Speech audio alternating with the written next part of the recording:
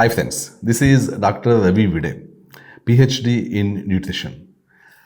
ఈ వీడియోలో చాలా మంచి టాపిక్ మీద నేను మాట్లాడబోతున్నాను. అయితే ఆ టాపిక్లోకి వెళ్ళే ముందు రెండు చిన్న చిన్న అప్డేట్స్. ఒకటి ఏంటంటే మేము మా కొరియర్ సర్వీస్ని మార్చడం జరిగింది. ఈసారి నుంచి మీకు కొరియర్స్ చాలా స్పీడ్గా వస్తాయి. సాధారణంగా మీరు మార్నింగ్ 12:30 లోపల కానీ మీరు ఏమైనా కొరియర్స్ బుక్ చేసుకుంటే ఇమీడియట్లీ ఆ కొరియర్స్ అదే రోజు మా ప్రెమిసెస్ నుంచి బయటకు వెళ్ళిపోతాయి. వితిన్ 2 డేస్లో మీకు రీచ్ అయిపోతాయి. ఒకవేళ మధ్యాహ్నం 12:30 దాటాక ఒకవేళ మీరు బుక్ చేసుకుంటే నెక్స్ట్ డే మా ప్రెమిసెస్ నుంచి అవి బయటకు వెళ్తాయి. సో అందువల్ల మీరు ప్రిఫరబుల్లీ మార్నింగ్ 12:30 లోపల మీ ఆర్డర్స్ ప్లేస్ చేయడానికి చూడండి, మీకు సో దట్ త్వరగా మీకు అవి రీచ్ అవుతాయి.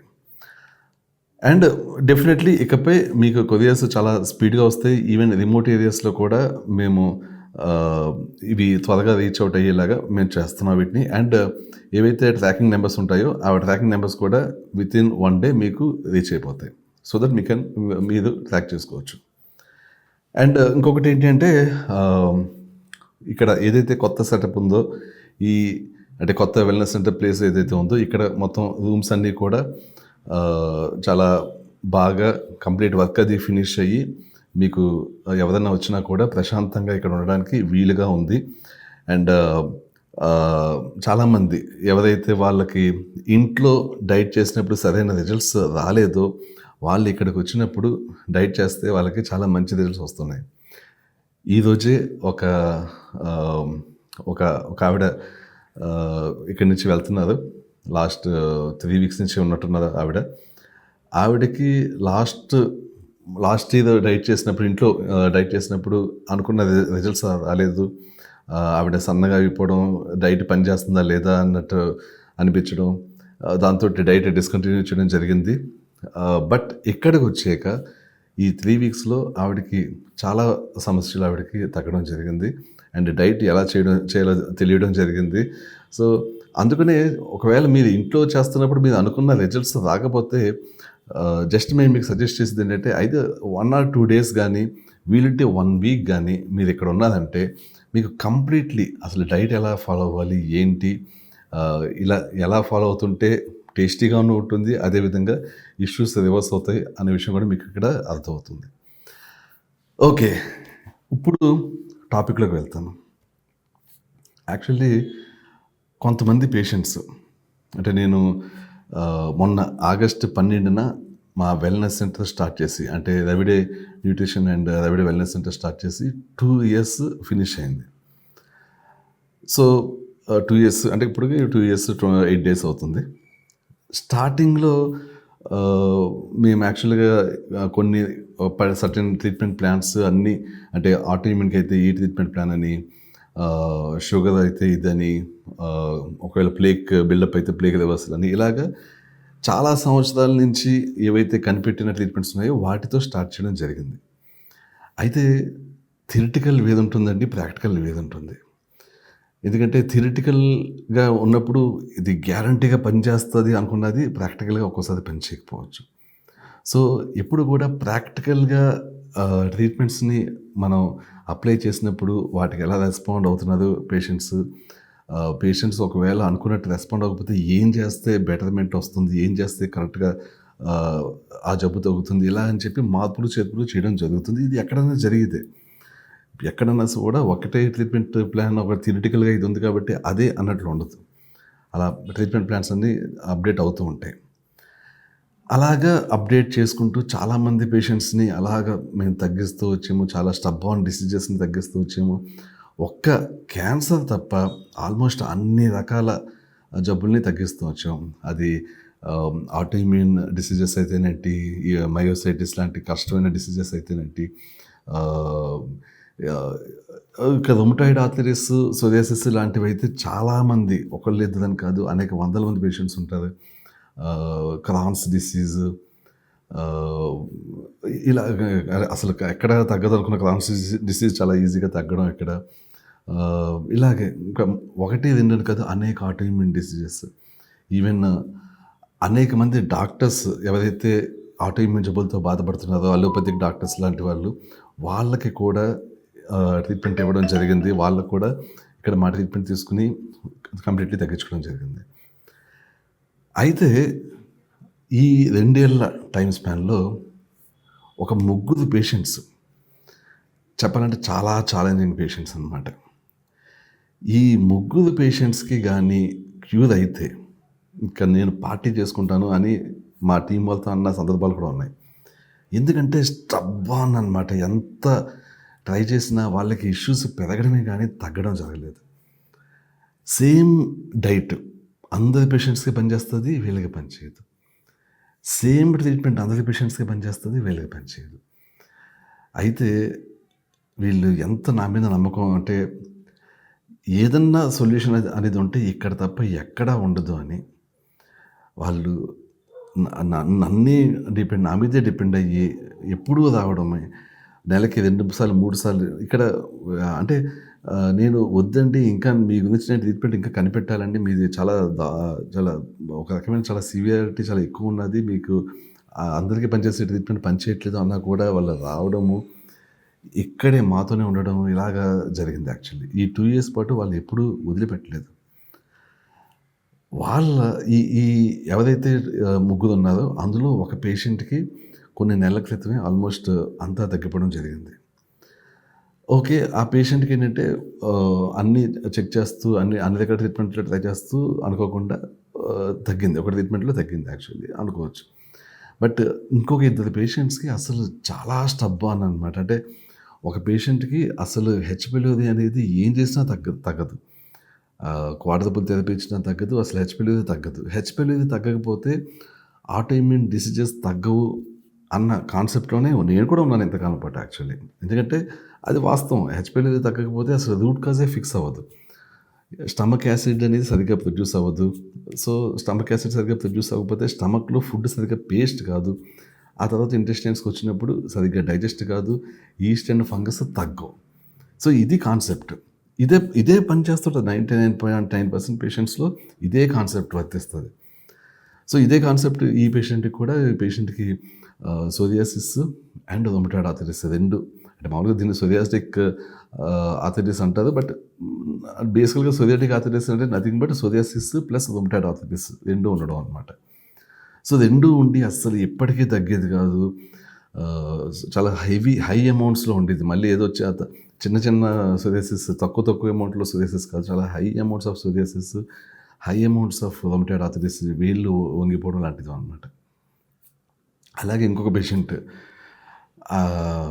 ఆయన కూడా ఏదన్నా చేసి నన్ను తగ్గించండి, ఏదైనా చేసి నాకు తగ్గించండి, మీరే తగ్గించగలరు, ఇంక ఎక్కడికెళ్ళినా నాకు ఇప్పుడు ఇన్నేళ్ళ నుంచి ఎక్కడ సొల్యూషన్ లేదు, మీరే తగ్గించగలరని నేను తగ్గించలేకపోతున్నా కూడా ఆయన నా వెనకాలే ఉండేవారనమాట. ఈ ముగ్గురు పేషెంట్‌లో ఒక పేషెంట్‌కి ఆల్రెడీ ఫిక్స్ అవ్వడం జరిగింది. ఇంకా ఇద్దరు పేషెంట్స్‌లో వీళ్ళ కోసమే నేను చాలా రీసెర్చ్ చేయడం జరిగింది. చాలా రీసెర్చ్ చేస్తూ అంటే ఎందుకు? అంటే మనం ఒకవేళ హెచ్‌పిఎల్‌వి ఉన్నా కూడా దాన్ని ఫిక్స్ చేయలేకపోయినా కూడా ఆల్టర్‌నేటివ్ వేస్‌లో మనం వీళ్ళకి తగ్గించొచ్చా అన్న థాట్ తోటి ట్రీట్మెంట్స్ కనిపెట్టడం, డిఫరెంట్ కైండ్స్ ఆఫ్ కాంపౌండ్స్ కనిపెట్టడం మీద ఫోకస్ పెట్టడం జరిగింది. సో, యాక్చువల్లీ ఇలాంటి పేషెంట్స్ వల్లనే కొత్త ట్రీట్మెంట్స్ బయటకొస్తాయి actually. So, recently digestion cure అని అండ్ రాబోయే ఇన్‌ఫ్లమేషన్ క్యూర్ అని ఈ 2 సప్లిమెంట్స్‌కి ఈ 2 సప్లిమెంట్స్ కనిపెట్టడానికి మెయిన్ రీజన్ వీళ్ళిద్దరే. ఎందుకంటే వీళ్ళిద్దరి కోసం అన్నట్లు నేను డిఫరెంట్ వేలో వెళ్దాం. ఒకవేళ హెచ్‌పిఎల్‌వి బ్యాక్టీరియా ఉన్నా కూడా ఇన్‌ఫ్లమేషన్ పెరగకుండా చేసేలాగా చేయగలమా? అలాగే డైజెషన్ సిస్టమ్‌లో కూడా ఇన్‌ఫ్లమేషన్ పెరగకుండా చేయగలమా? అంటే ఇండైరెక్ట్‌గా ఈస్ట్ ఉన్నా కూడా డైజెషన్ న్యూట్రిషన్ డెఫిషియన్సీ లేకుండా ఈస్ట్ దాని ఎఫెక్ట్స్ చూపించకుండా చేయగలమా అన్న దాంతోటి వెళ్తే అది సాధ్యమైంది. ఎవరైతే ఇద్దరు పేషెంట్స్ ఉన్నారో ఒక పేషెంట్‌కి ఆల్రెడీ సోరియాసిస్ బాగా తగ్గింది, రొమటాయిడ్ ఆర్థరైటిస్ అసలు పెయిన్స్ లేవు. ఇది ఫస్ట్ టైం రీసెంట్లీ ఆ పేషెంట్ విజిట్ చేయడం జరిగింది. చెప్పినప్పుడు కూడా ఆయన చెప్తుంటే నాకు లోపల లోపల నుంచి ఆనందం. ఎందుకంటే నేను ఈ ఈ వ్యక్తికి తగ్గాలి అని అనుకున్నాను. ఆ వ్యక్తి కావాలంటే కామెంట్ చేయొచ్చు ఇక్కడ ఈ వీడియో కింద. కామెంట్ చేస్తే నేను పిన్ చేస్తాను. ఈ ఇద్దరు వ్యక్తులు కూడా కామెంట్ చేయొచ్చు. అదేంటే వాళ్ళకి తెలుసు నేను ఎవరి గురించి మాట్లాడుతున్నాను అనేది. వాళ్ళ పేరు నేను డైరెక్ట్‌గా చెప్పకూడదు. ఒకవేళ మీకు ఓకే కామెంట్ చేసి ఈ విషయం చెప్దాం అనుకున్నానంటే చెప్పొచ్చు మీరు. ఎందుకంటే మీకు తెలుసు మీరెంత బాధపడ్డారో, మీకోసం నేనెంత కష్టపడ్డానో. సో, ఆహ్, సోరియాసిస్ అండ్ రుమటాయిడ్ ఆర్థరైటిస్ 2 ఉన్న వ్యక్తి మొన్న రీసెంట్‌లీ వచ్చి ఆయనకి తగ్గుతుంటే ఆయన చాలా థాంక్స్ చెప్పడం జరిగింది. And at the same time ఇంకొక పేషెంట్ ఈరోజే రావడం జరిగింది. ఆ పేషెంట్‌కి కూడా హెచ్‌పైలోది ఆల్మోస్ట్ తగ్గిపోయింది. మైల్డ్ హెచ్‌పైలోది ఉంది. ఇప్పుడు నెక్స్ట్ లెవెల్ ఆఫ్ ట్రీట్మెంట్ ఇవ్వబోతున్నాము. సో, ఆ వ్యక్తి కూడా చాలా చాలా కష్టపడితే మొత్తానికి తగ్గింది యాక్చువల్లీ. తగ్గింది అంటే ఇంకా ఉంది.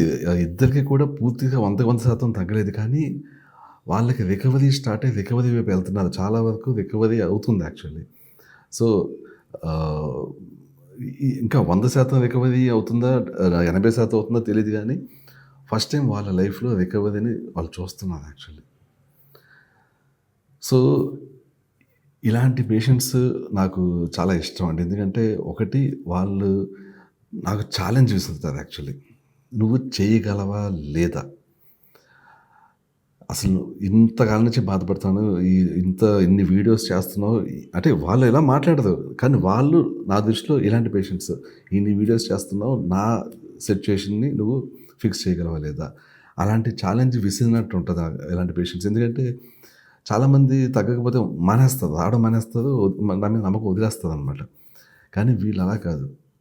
రావడం ఎప్పుడూ మానలేదు. చాలా ఫ్రీక్వెంట్‌గా వచ్చేది. ఏంటి నెలకి 2 సార్లు, 3 సార్లు, 4 సార్లు, 5 సార్లు అలాగా వచ్చిన సందర్భాలున్నాయి. ఇద్దరు కూడా ఆగకుండా వస్తూనే ఉన్నది.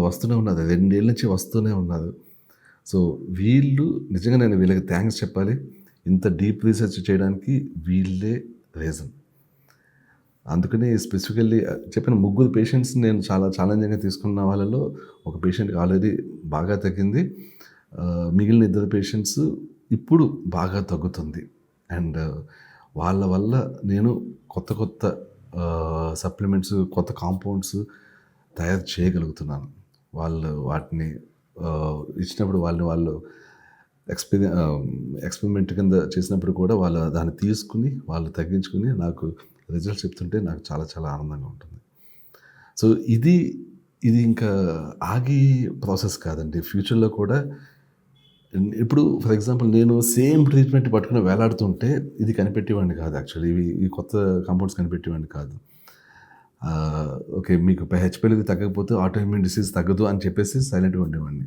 కానీ హెచ్‌పైలోది తగ్గకపోయినా, స్టమక్ యాసిడ్ పెరగకపోయినా కూడా జీవితాంతం బాధపడుతూ ఉండాల్సిన అవసరం లేదు. దానికి ఆల్టర్‌నేటివ్ ఉంటుంది. అంటే కొన్ని లిమిటేషన్స్ ఉంటాయి. అంటే ఏవైతే సప్లిమెంట్స్ ఉంటాయో అవి చాలా కాలం పాటు వాడాల్సి ఉంటుంది. డైట్ ఏదైతే ఉంటుందో చాలా కాలం పాటు వాడాల్సి ఉంటుంది.